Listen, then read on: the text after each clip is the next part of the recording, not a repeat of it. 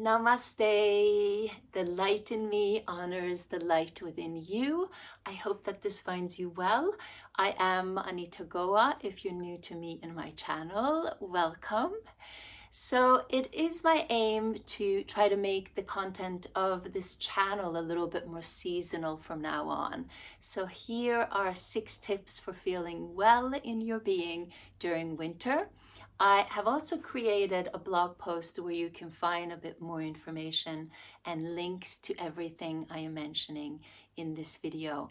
The blog link is in the description box below.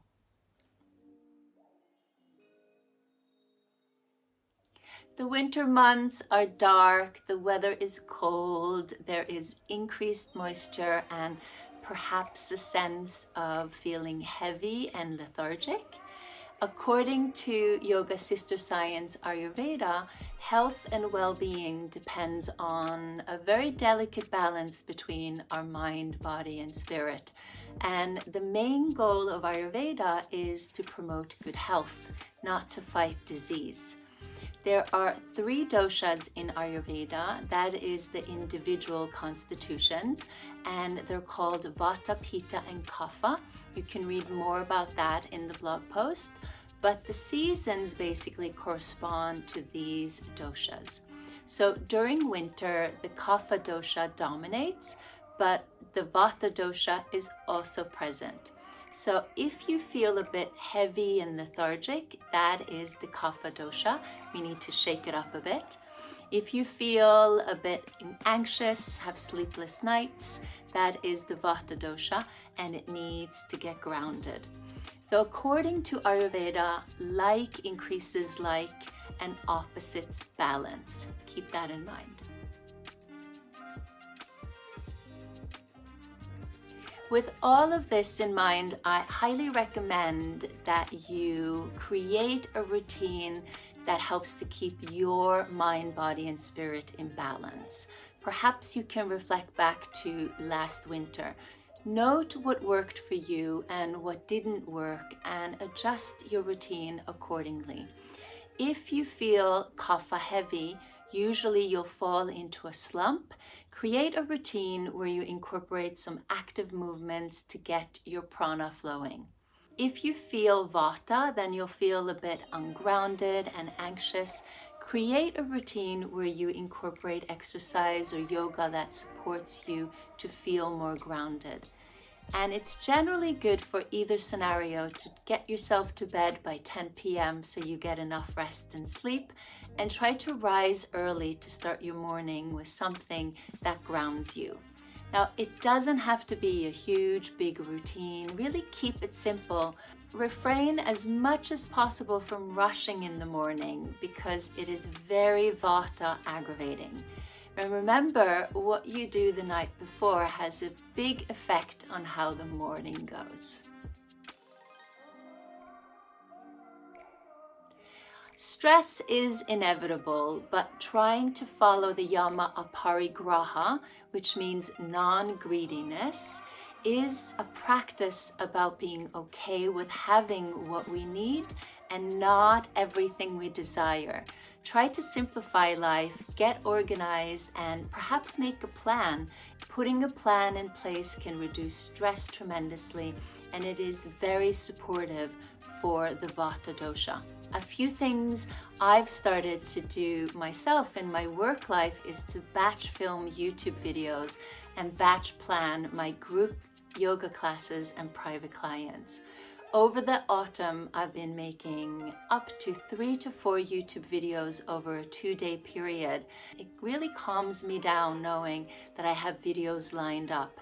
This is so simple, but it is incredible how much it has freed up my mental space and physical energy and reduced stress.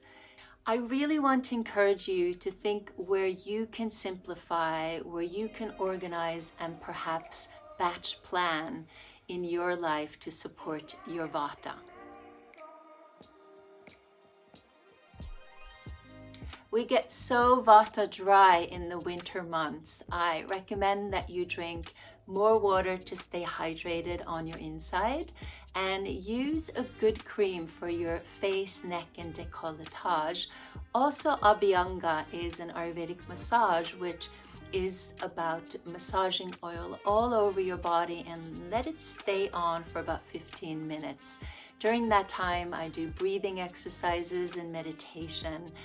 Make sure that you bundle up, but it is very hydrating and grounding.